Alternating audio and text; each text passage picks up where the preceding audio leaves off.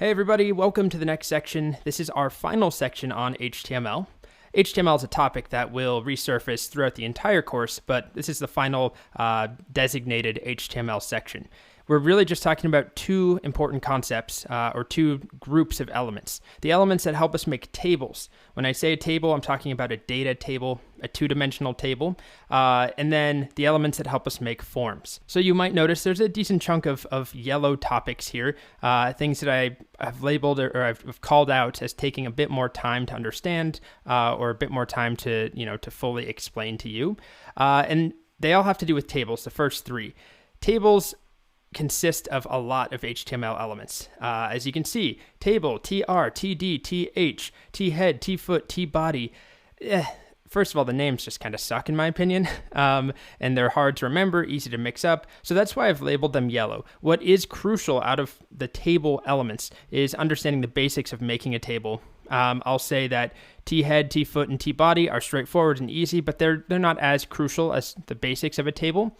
And then these two things that will make no sense at this point in time, but call span and row span are nice to haves, and I wouldn't spend 1 second worrying about them if they confuse you in any way.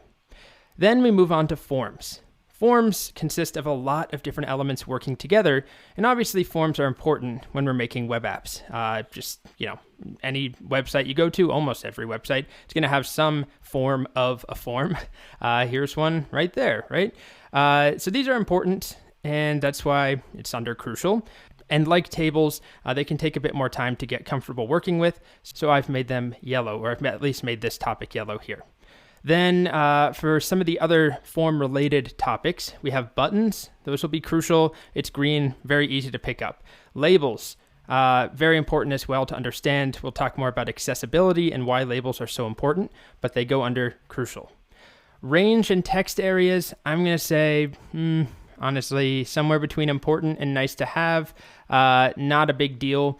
Two different types of inputs we can add to a form. They're important to know about, but they're not a deal breaker that will stop you from moving forward. Common input types, definitely important or crucial. And then form validations, for now I'll put under important. So the main takeaways that I would like for you to focus on in this section are the basic table elements. So don't worry about all this other stuff. And then the form basics. How do we make an HTML form and populate it with some common inputs? How do we label things? And how do we add buttons? So that's all coming up in this section. And it's the only thing that stands between us and the beautiful world of CSS. Okay, here we go.